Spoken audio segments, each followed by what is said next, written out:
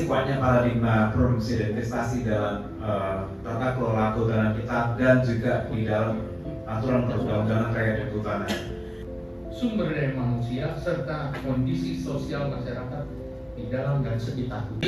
Masyarakat nggak tahu ini mau dijadiin apa, taunya dikuasai oleh negara.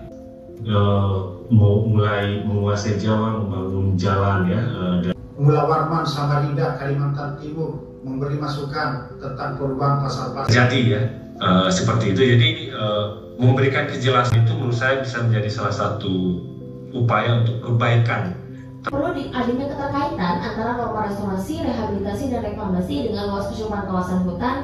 Lakukan dengan survei mengenai status dan keadaan fisik hutan itu udah biasa dari dulu. Flora fauna, kalau dulu hanya 3, zaman Undang-Undang 567. Jadi aku baru banget selesai acara forum graphic discussion dengan tema dekolonisasi hutan untuk rakyat. Di mana itu banyak banget pakar, banyak banget data terbaru untuk undang-undang kehutanan yang baru akan diperbarui pada 2025. Jadi di segmen umum bicara ini akan sedikit berat. Dan selamat datang di segmen umum bicara episode 6.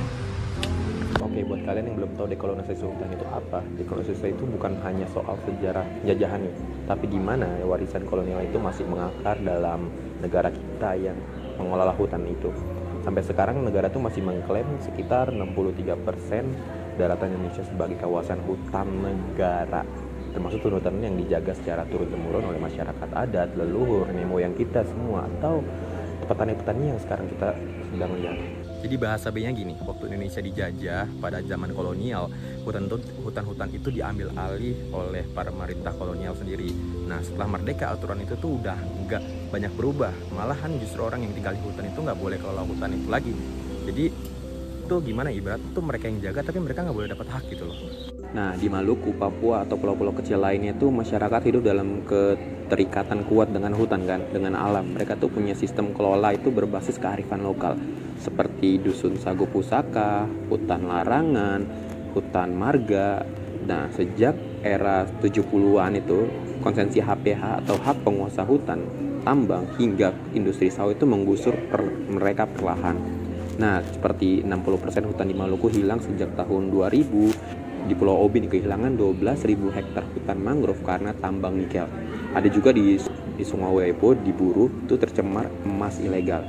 Nah, anak-anak muda di pulau ini tuh tumbuh dalam konflik pencemaran dan ketidakpastian. Gimana cara mereka? Gimana enggak kayak mereka ketekan, ke-trigger untuk melakukan hak, untuk melakukan gerakan, untuk menyuarakan hak-hak mereka itu. Dari situlah kita peran penting nih sebagai anak muda.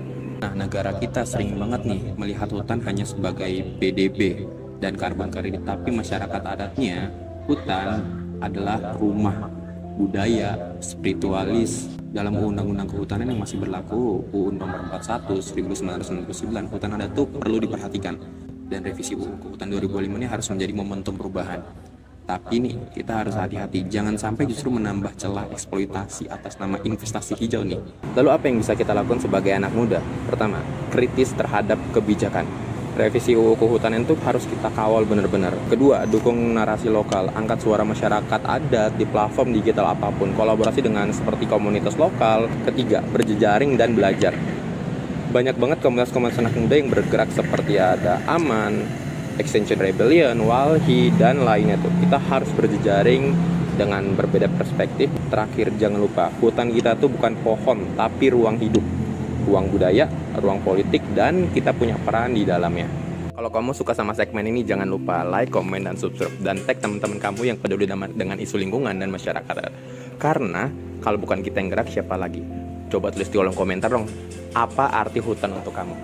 Bye-bye, sampai jumpa di segmen Bumi Bicara selanjutnya. See you.